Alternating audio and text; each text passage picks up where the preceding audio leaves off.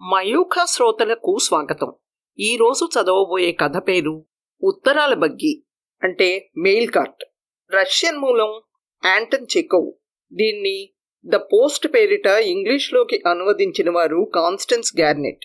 తెలుగు సేత స్వరం ఎస్ శ్రీదేవి. తెల్లారి 3 గంటల సమయం. 3 గుర్రాలు పూంచిన గుర్రబగ్గి పోస్టాఫీస్ ముందు ఆగి ఉంది. డ్రైవరు ఉత్తరాల సంచులు లోపలికి ఎక్కిస్తున్నాడు. టోపీ కోటు వేసుకున్న పోస్ట్ మ్యాన్ దారిలో రక్షణ కోసం ప్రభుత్వం వారిచ్చిన తుప్పు కత్తి పట్టుకుని నిలబడి ఆ పని పూర్తయితే బయలుదేరచ్చని చూస్తున్నాడు. అతని పేరు ఇగ్నత్యేవ్. పోస్ట్ మాస్టరు తన కౌంటర్ బల్ల ముందు కూర్చుని నిద్రకు జోగుతున్నాడు. అలా జోగుతూనే ఒక ఫారాన్ని నింపుతూ అన్నాడు, నా మేనల్లుడు బస్తీలో చదువుకుంటున్నాడు. అతను ఉన్నపళంగా స్టేషన్కి వెళ్ళాలి. అతన్ని ఉత్తరాల బగ్గీలో కూర్చోబెట్టుకుని స్టేషన్కి తీసుకెళ్ళు.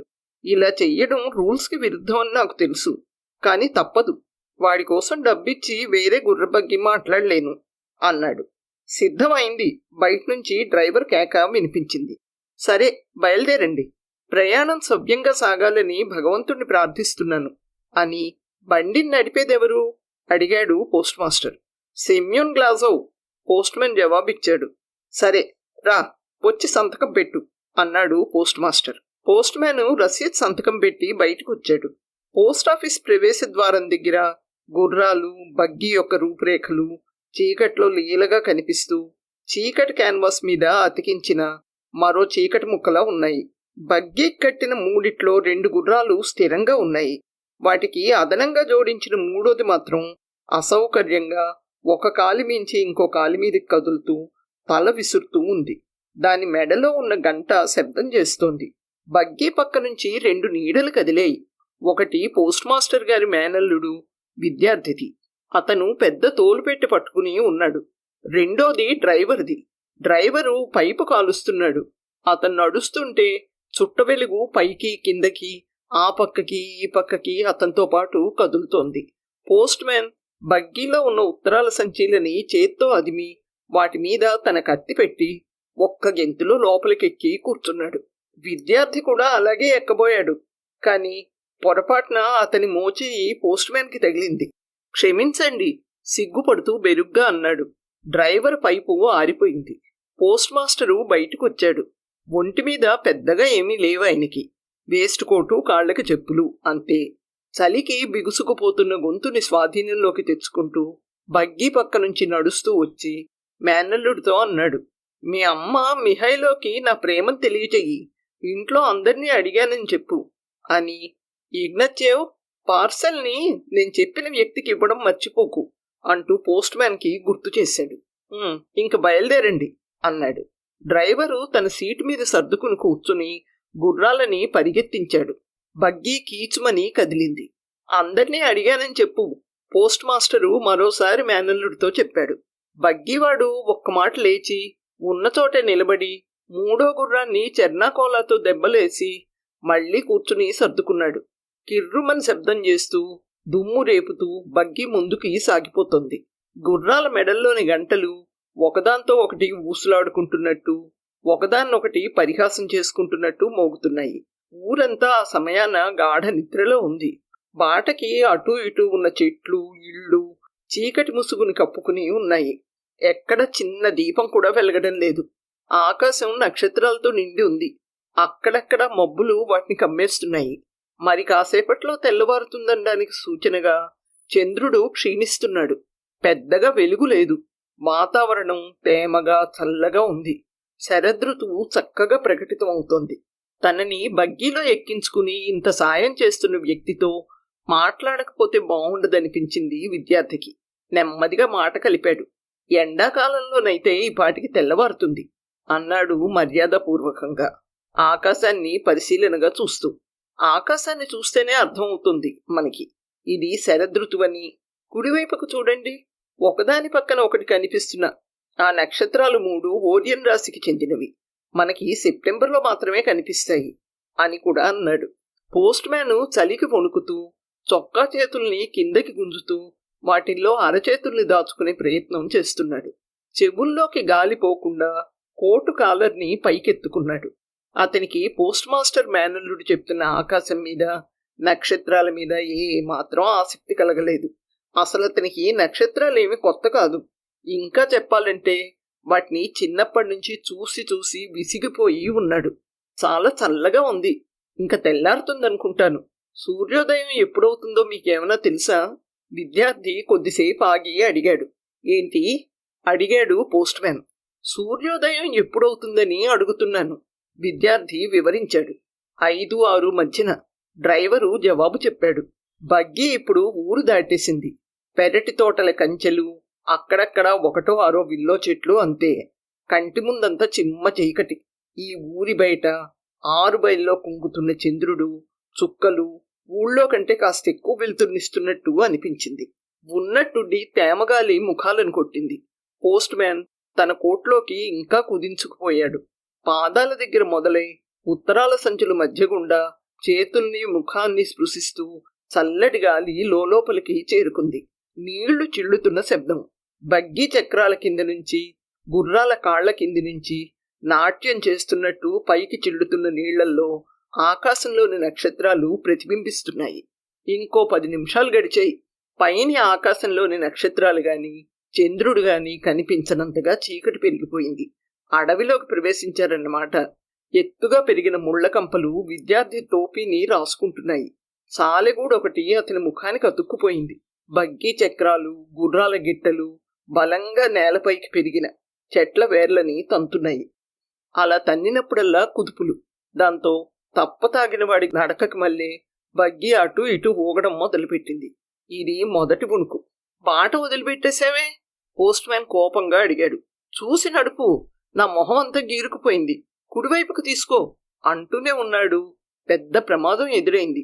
బగ్గీ హఠాత్తుగా మూర్ఛరోగిలా వణకడం మొదలుపెట్టి కీచుమన్న శబ్దంతో ముందు కుడికి, తర్వాత ఎడమకి బాగా ఉంగిపోయి ఆ తర్వాత విపరీతమైన వేగంతో ముందుకి దూసుకెళ్ళింది. గుర్రాలు దేనికో బెదిరిపోయి పరుగులు తీస్తున్నాయి. ఏయ్, ఆగండి ఆగండి దెయ్యపు ముఖాల్లారా అరిచాడు డ్రైవరు. విద్యార్థి హడిలిపోయాడు. ముందుకి వంగి నిలదొక్కుకోవడానికి, బగ్గీలోంచి బయటికి పడిపోకుండా ఉండడానికి పట్టుకోసం ప్రయత్నం చేశాడు. ఉత్తరాల సంచీలు తోలువి. వాటి నునుపుదనం ఎక్కడా పట్టు చిక్కనివ్వడం లేదు. బెల్ట్ ఏదో దొరికితే అది అందుకుందామని చూశాడు. అది డ్రైవర్ బెల్టు. అతడే స్థిరంగా లేడు. ఇతన్నేం ఆపుతాడు? బగ్గీ కుదుపులకి గాల్లోకి లేస్తూ కిందకి పడుతున్నాడు. అంత చప్పుడులోనూ పోస్ట్ మ్యాన్ కత్తి ఖణేలమని కింద పడ్డ శబ్దం వినిపించింది. ఆ తర్వాత బగ్గీ వెనక వైపు నుంచి దబదబమని ఏవో కింద పడ్డ చప్పుడు 2 మాటలు వినిపించింది. ఉత్తరాల సంచీలు పడిపోతున్నట్టున్నాయి. ఆపు వాటిని. వెనక్కి తిరిగి అరిచాడు డ్రైవరు. ఆ అరుపేమి పనిచేయలేదు. మొదటి కుదుపుతో విద్యార్థి మొహం డ్రైవర్ సీటుకి బలంగా కొట్టుకుంది. రెండో కుదుపులో అంతే వేగంతో వెళ్లి బగ్గీ అంచుకి వెన్నెముక తాకింది. తను పడిపోతున్నానన్న విషయం అతనికి స్ఫురించింది. అదే సమయానికి గుర్రాలు అడవిలోంచి బయటపడి కుడివైపుకి బలమైన మలుపు తీసుకుని అక్కడున్న కర్రదుంగల వంతెన మీద కొంచెం పరిగెత్తి ఒక్కసారి ఆగిపోయాయి. అవి అంత హఠాత్తుగా ఆగిపోవడంతో కింద పడాల్సిన విద్యార్థి మళ్లీ ముందుకు కొట్టుకున్నాడు. మొత్తానికి బగ్గీ ఆగింది. తీరా చూస్తే డ్రైవర్కి విద్యార్థికి ఇద్దరికీ కూడా ఊపిరాగిపోయినంత పనైంది. బగ్గీలో పోస్ట్ మ్యాన్ లేడు. కత్తి, విద్యార్థి యొక్క తోలు సంచి, ఒక ఉత్తరాల సంచితో పాటు అతను పడిపోయాడు. వెధవా ఆగు! అడవిలోంచి అరుపులు వినిపించాయి. దొంగ వెధవా, ప్లేగు రోగం నిన్నెత్తుకుపోను పెద్దగా అరుస్తూ శాపనార్థాలు పెడుతూ పోస్ట్ మ్యాన్ వస్తున్నాడు. అతని గొంతులో కోపం, దుఃఖం రెండూ పోటీ పడుతున్నాయి. పిడికిలు బిగించి బగ్గీవాడి మీదకి వెళ్ళాడు. దొరా, నన్నేం చేయమంటారు? నా మీద దయ చూపండి అంటూ నెపాన్ని అక్కడ గుర్రాల మీదకి నెట్టేశాడు. అదిగో ఆ 3వ గుర్రం వల్లనే అంతా జరిగింది. అది జీనుకెక్కి వారం అయింది. అంతా బాగానే ఉంటుంది గాని దిగువ దారిన గొడవ చేస్తుంది. దాన్ని మూతి దగ్గర నిమిరి బతిమాలి బుజ్జగించాలి. అప్పుడు వింటుంది.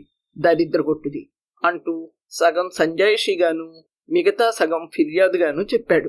గుర్రాలని మళ్లీ బగ్గీకి సరిగ్గా కట్టి బండిలోంచి కింద పడిపోయిన వస్తువుల కోసం వెళుతూ ఉన్నంతసేపు పోస్ట్ మ్యాన్ అతన్ని శాపనార్థాలు పెడుతూనే ఉన్నాడు. డ్రైవరు పడిపోయిన సామాన్లు పోగు చేసుకొచ్చి మళ్లీ బగ్గీలో పెట్టి 3వ గుర్రాన్ని తిడుతూనే నడుస్తూ కాస్త దూరం బగ్గీని నడిపించి మళ్ళీ బగ్గీలోకి ఎక్కాడు. ఈ ప్రయాణం విద్యార్థికి చాలా సరదాగా అనిపించింది. రాత్రంతా అది ఉత్తరాల బగ్గీలో ప్రయాణం చేయడం అతని జీవితంలో అదే మొదటిసారి. ప్రయాణంలో జరిగిన సంఘటనలన్నీ తన నడుముకి తగిలిన దెబ్బతో సహా అతనికి సాహసోపేతంగా అనిపిస్తున్నాయి. సిగరెట్ అంటించుకుని చిన్న చిరునవ్వుతో పోస్ట్ మ్యాన్తో అన్నాడు, మీకు తెలుసా, మీ మెడ విరిగిపోయి ఉండేది. నేనైతే బగ్గీలోంచి పడిపోవలసిన వాడిని. మీరు కింద పడిపోవడం నేను అసలు చూడలేదు. శరదృతువుల ప్రయాణం భలే సాహసోపేతంగా ఉంది అన్నాడు. పోస్ట్ మ్యాన్ ఏమీ మాట్లాడలేదు. ఎంతకాలం అయింది మీరు ఉద్యోగంలో చేరి అడిగాడు విద్యార్థి. 11 ఏళ్లు క్లుప్తమైన జవాబు పోస్ట్ మ్యాన్ నుంచి. ఓ, రోజు ప్రయాణం చేస్తారా? విద్యార్థిలో కుతూహలం. అవును, రోజు ఉత్తరాలు తీసుకుని మళ్ళీ వెంటనే తిరుగు ప్రయాణం అవుతాను. ఎందుకు ఇవన్నీ అడుగుతున్నావు? పోస్ట్ మ్యాన్ విసుక్కున్నాడు. రోజు ప్రయాణం అంటే ఈ 11 ఏళ్లలో ఇలాంటి ఎన్నో సాహసాలు చేసుండాలి. చక్కటి వేసవి ఎండల్లో, ఇలాంటి చీకటి రాత్రుల్లో, చలికాలపు మంచు తుఫానుల్లో గుర్రాలు ఇలాగే చేసుండొచ్చు. బగ్గీ చక్రాలు బురదలో కూరుకుపోయి ఉండొచ్చు. దారి దోపిడీ జరిగి ఉండొచ్చు. దారి తప్పి ఉండొచ్చు. పోస్ట్ మ్యాన్ ఖచ్చితంగా భయపడే ఉంటాడు అలాంటి సందర్భాల్లో. ఇలాంటి ఎన్నో సంఘటనలు జరిగి ఉంటాయి ఈ 11 ఏళ్లలో. నాకు తెలుసుకోవాలని కుతూహలంగా ఉంది అన్నాడు విద్యార్థి. పోస్ట్ మ్యాన్ ఏదో చెప్తాడని అతను ఆశించాడు. కానీ పోస్ట్ మ్యాన్ ఏమీ మాట్లాడకుండా మౌనంగా ఉండిపోయాడు. తన కోటులోకి ఇంకా ఒదిగిపోయి కూర్చున్నాడు. నెమ్మదిగా తెల్లవారడం మొదలైంది. ఆకాశం అంతా వింత కాంతితో నిండింది. చీకటి ఇంకా విడలేదు గాని గుర్రాలు, డ్రైవరు ముందున్న బాట కనిపించసాగాయి. చంద్రుడు పూర్తిగా కనిపిస్తున్నాడు. చంద్రుడి కింద ఉన్న మేఘం పేలబోయే ఫిరంగిలా ఉంది. పోస్ట్ మ్యాన్ ముఖం కూడా ఇప్పుడు కనిపిస్తుంది. మంచుతో తడిసి తెల్లగా పాలిపోయి రాయిలా కఠినంగా ఉంది. డ్రైవర్ మీద కోపం, బాధ అందులో కనిపించినట్టున్నాయి. హమ్మయ్య, తెల్లవారింది అన్నాడు విద్యార్థి పోస్ట్ మ్యాన్ ముఖంలోకి చూస్తూ. నేనైతే చలికి గడ్డకట్టుకుపోయాను. సెప్టెంబర్లో చలి బాగానే ఉంటుంది గాని తెల్లారితే అంత ఉండదు. అవును, మనం స్టేషన్ చేరేసరికి ఏ వేళ అవుతుంది అడిగాడు. పోస్ట్ మ్యాన్ ముఖం చిట్లించుకున్నాడు. నాతో మాట్లాడడానికి ఎందుకంత ఉబలాటం? కోపంగా అడిగాడు. కనీసం ప్రయాణం చేస్తున్నప్పుడైనా మాట్లాడకుండా ఉండలేవా? అతని గొంతులో కటుత్వం. ఎందుకలా మౌనం పాటించాలో అర్థం కాక విద్యార్థి కాస్త తికమక పడ్డాడు. మళ్లీ పోస్ట్ మ్యాన్ ని మాట్లాడించే ప్రయత్నం చెయ్యలేదు. భళ్ళుమని తెల్లారిపోయింది. కాని సూర్యుడిని మబ్బులు కప్పేసేయి. తమలో అతన్ని దాచుకున్నాయని ఎవరికి అనుమానం కూడా రానంతగా. ఉదయపు చలి, పోస్ట్ మ్యాన్ యొక్క ముభావం విద్యార్థిలో అంతకు ముందున్న ఉత్సాహాన్ని చంపేశాయి. బగ్గీ ముందుకు పరిగెడుతుంటే అనాసక్తిగా పరిసరాలను చూస్తూ కాస్త ఎండ తగులుతుందేమోనని ఎదురు చూస్తూ ఉన్నాడు. చుట్టూ ఉన్న చెట్ల దగ్గర నుంచి గడ్డి పరకదాకా ఎముకలు కొరికేసే చలిరాత్రుల్ని ఎలా తట్టుకుంటున్నాయో అనే ఆలోచన ఒకటి కలిగి చాలా విషాదంగా అనిపించింది. ఒక ఇంటి ముందు కొలను కనిపించింది. అందులోని చేపలు చలిని తట్టుకుని ఎలా బతుకుతున్నాయోననే ఆశ్చర్యం కలిగింది. నెమ్మదిగా సూర్యుడు పైకొచ్చాడు. ఆయనే చలికి వణుకుతున్నట్టు మసకమసగ్గా. సాహిత్యంలో వర్ణించేట్టు ఉదయించే సూర్యకిరణాల వల్ల చెట్ల పైభాగాలు మెరిసిపోవడం లేదు. అవేమి వెచ్చగా భూమి మీదకి పాకడం లేదు. బద్ధకంగా ఎగురుతున్న పక్షుల్లో ఆనందం యొక్క ఆనవాళ్లు తీసుకురాలేదు. చలి అలాగే ఉంది. నిండా తెరలు కట్టి ఉన్న భవంతి ఒకటి దాటిపోయింది. ఆ ఇంట్లో వాళ్ళు వెచ్చగా పడుకునుండి ఉదయపు నిద్రని ఆస్వాదిస్తుంటారనిపించి కొద్దిగా అసూయ కలిగింది విద్యార్థికి. వాళ్ళెవరికి తన పక్కనున్న పోస్ట్ మ్యాన్ కోపిష్టి ముఖం లాంటి ముఖం చూడాల్సిన అవసరం ఉండదు. పోస్ట్ బగ్గీలో ఎవరినైనా ఎక్కించుకోవడం నియమ నిబంధనలకి వ్యతిరేకం. అస్సలు అనుమతి లేదు. ఎవరైనా పట్టుకుంటే ప్రమాదం జరుగుతుంది. అనుమతి లేదు కాబట్టి ప్రజలు ఎక్కాలని ఆసక్తి చూపరు.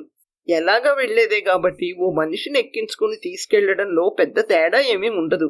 కానీ అది అనుమతించబడని విషయం కాబట్టి నాకు నచ్చదు అన్నాడు పోస్ట్ మ్యాన్ హఠాత్తుగా. మరి ఆ విషయం ముందే ఎందుకు చెప్పలేదు? విద్యార్థి అడిగాడు. పోస్ట్ మ్యాన్ జవాబివ్వలేదు. కానీ అతని ముఖంలో అదే ద్వేషం, కోపం. కొద్దిసేపటికి స్టేషన్ వచ్చింది. విద్యార్థి అతనికి ధన్యవాదాలు చెప్పి దిగాడు. మెయిల్ ఇంకా రాలేదు. ఒక పొడవైన గూడ్స్ రైలు మాత్రం ఆగి ఉంది. దాని చోదకుడు, అతని సహాయకుడు మురిగ్గా ఉన్న టీపాట్లోంచి టీ తాగుతున్నారు. వాళ్ళ ముఖాలు మంచుతో తడిగా ఉన్నాయి. ప్లాట్ఫారాలు, సీట్లు, అక్కడున్నవన్నీ కూడా మంచుతో తడిసిపోయి ఉన్నాయి. విద్యార్థి వాళ్లతో కాకుండా అక్కడి బఫే పాయింట్ దగ్గర టీ తాగుతూ నిలబడ్డాడు. పోస్ట్ మ్యాన్ చేతుల్ని చొక్కా స్లీవ్స్ లో దాచుకుని కాళ్ల కింది నేలని చూస్తూ ఒంటరిగా పచారులు చేస్తున్నాడు. అదే కోపం అతని ముఖంలో. ఎవరి మీద అతని కోపం? మనుషుల మీద, పేదరికం మీద, గడ్డ కట్టించే చల్లటి శరద్రాత్రుల మీద? అతనికే తెలీదు. విద్యార్థి మాత్రం అతనంత కోపదారి మనిషిని చూడలేదని అనుకున్నాడు. అతనికి ప్రయాణంతో పాటు సహప్రయాణికుడు ఒక అనుభవమే.